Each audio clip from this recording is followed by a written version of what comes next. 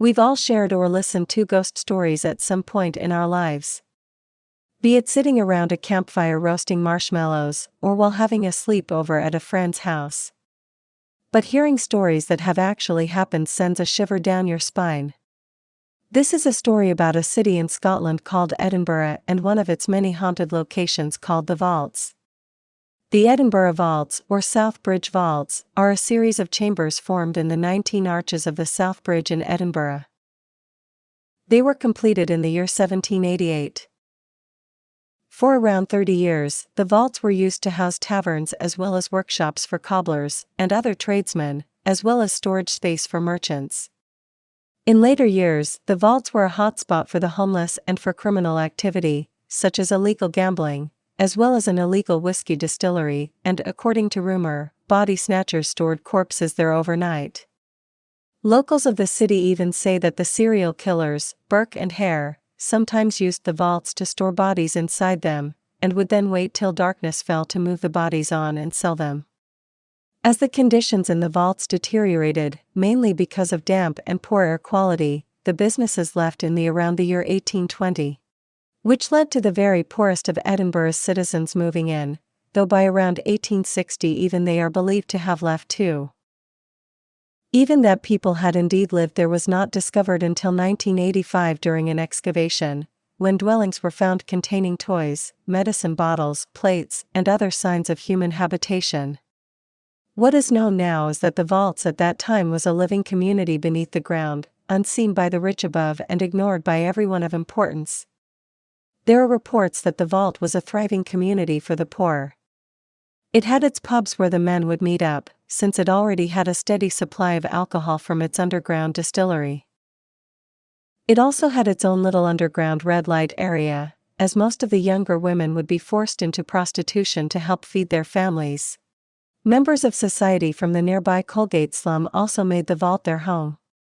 Conditions were dark, damp and unsanitary, with families of up to 10 people crammed into the small underground rooms, which had no ventilation, sunlight or running water. These days the vaults remain largely empty, but they are open to the public for guided tours, both historical and paranormal, which are popular with locals and tourists alike. According to paranormal experts, the Southbridge Vaults are one of the most haunted places in Britain, with hundreds of unexplained encounters and mysterious paranormal activities taking place regularly.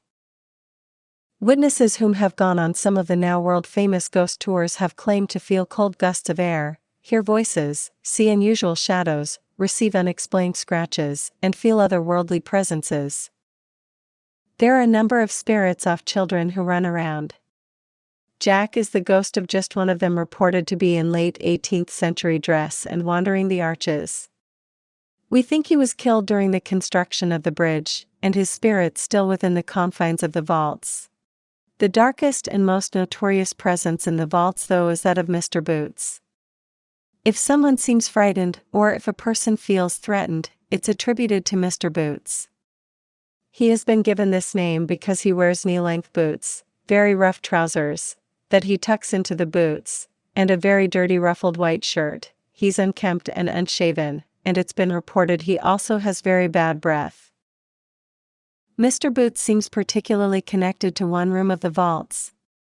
Several of the mediums who have investigated Mr. Boots's room believe it to be a crime scene. Some people think that Mr. Boots feeds off of the energy from the groups of people who show fear. On occasion, Mr. Boots has been reported to act out. On a number of occasions, he has shown his unhappiness by switching off all the lights.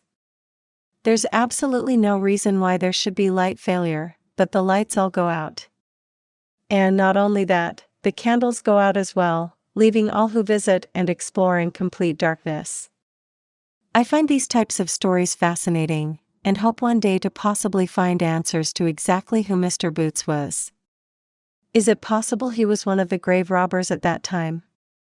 Or was he in fact either Burke or Hare, or was he someone of importance, who ventured into the underground and killed an innocent young woman, and he possibly now guards the location of the crime scene, where he first committed his horrible crime all those years ago? Perhaps he was a client of one of the many young prostitutes back then.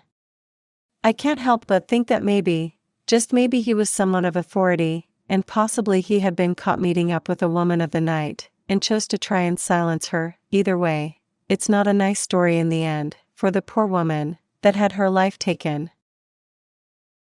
Thanks so much for watching, everyone, and if you could, we would very much appreciate it if you could sub to the channel. Also, what do you guys think? Do you plan on visiting the vaults? Or have you been there already? We would love to hear your feedback. For now, however, stay safe and take care of each other.